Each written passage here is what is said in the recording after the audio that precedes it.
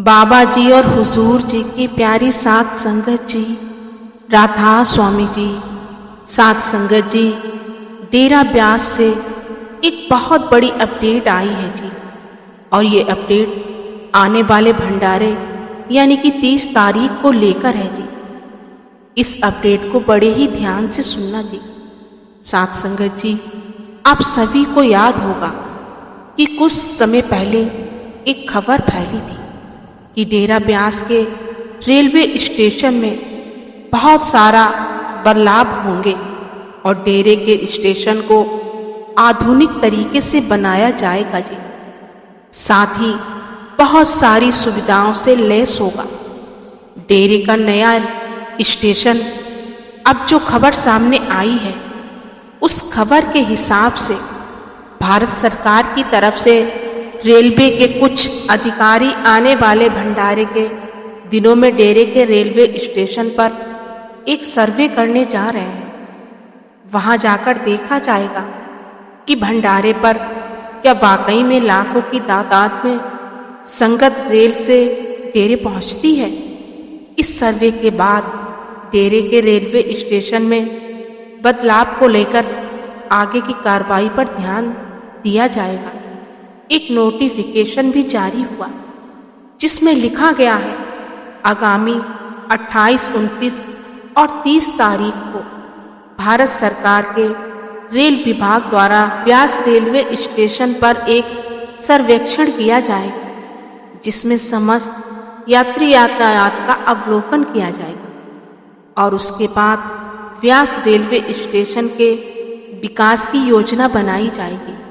अतः आप सभी एरिया सचिवों से अनुरोध है कि कृपया 28, 29 और 30 तारीख को डेरे जाने वाली संगत सेवादारों को बसों या अन्य साधनों की बजाय ट्रेनों से यात्रा करने के लिए प्रोत्साहित करें। साथ संगत जी की कुछ ट्रेनों की जानकारी हम आपको दे रहे हैं जो आप स्क्रीन पर देख सकते हैं। इसके अनुसार बताया गया कि आप सबको सूचित किया जाता है कि जलालाबाद और फिरोजपुर स्टेशन से हर रोज डेरा ब्यास के लिए ट्रेन जाती है जिनकी डिटेल इस प्रकार है। जलालाबाद से ब्यास ट्रेन नंबर 74936 टाइम 11:40 सुबह। फिरोजपुर से ब्यास ट्रेन नंबर 1961 टाइम 8:25 सुबह। ट्रेन नंबर 19415 टाइम 7:20 सुबह। ट्रेन नंबर 19225 टाइम 8:45 सुबह। सात संगत जी, ये बड़ा सर्वे सरकार द्वारा डेरे के स्टेशन पर किया जाएगा, इसलिए हम संगत से विनती करते हैं कि इस बार डेरे में जाने के लिए ट्रेन से सफ़र करें। आप अपने शहर के हिसाब से डेरे जाने वाली ट्रेन के बारे में पता करके बुकिंग करवा सकते हैं।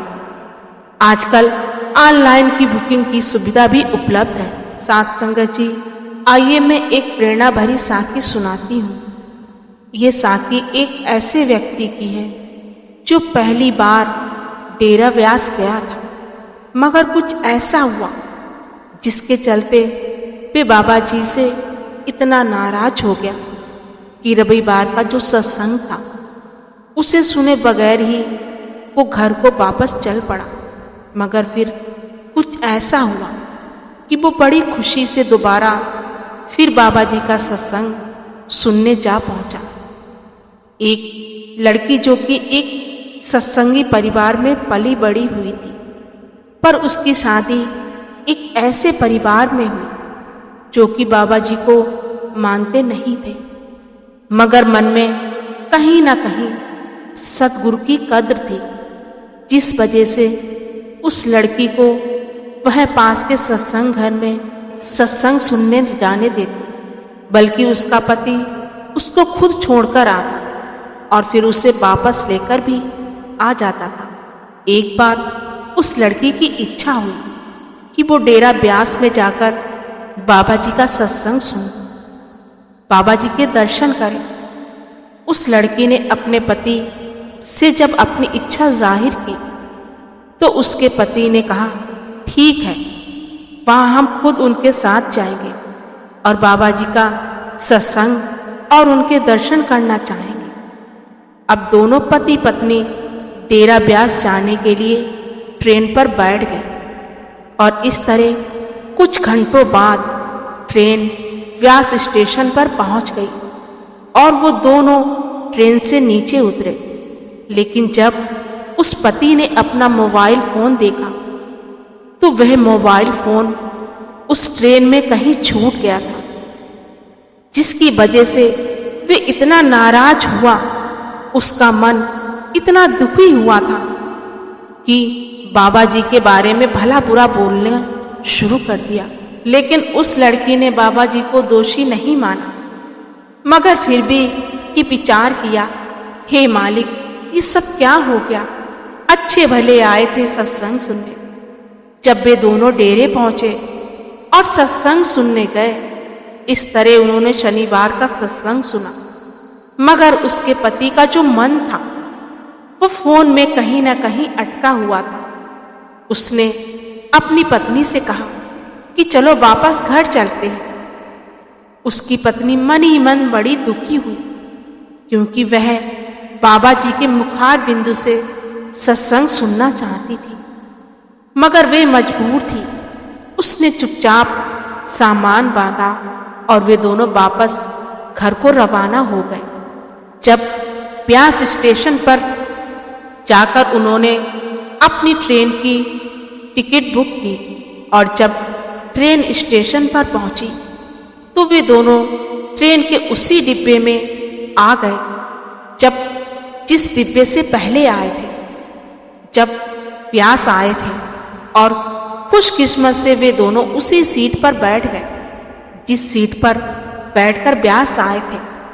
जब उस व्यक्ति ने उस सीट के नीचे अपना लगेज रखने के लिए देखा तो उस सीट के नीचे अपना मोबाइल फोन को देखा और अपनी पत्नी से बोला, जल्दी जल्दी नीचे उतरो, चलो सत्संग सुनने चलते हैं।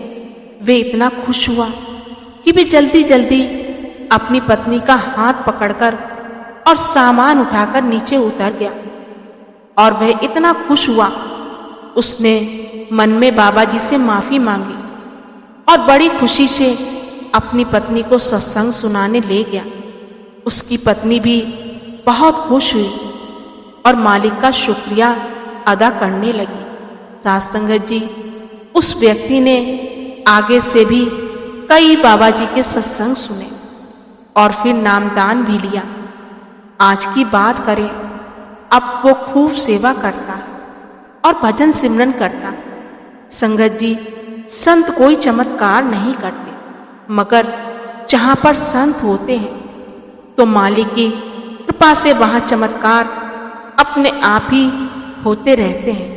साथ संगत जी, आज की साखी आपको कैसी लगी प्लीज़ कमेंट में लिखकर ज़रूर बताएं और वीडियो को शेयर करने की सेवा ज़रूर करें। अगर आप चैनल पर पहली बार आए तो चैनल को सब्सक्राइब जरूर कर लीजिए। गुरु प्यारी साथ संगत जी, राधा स्वामी जी।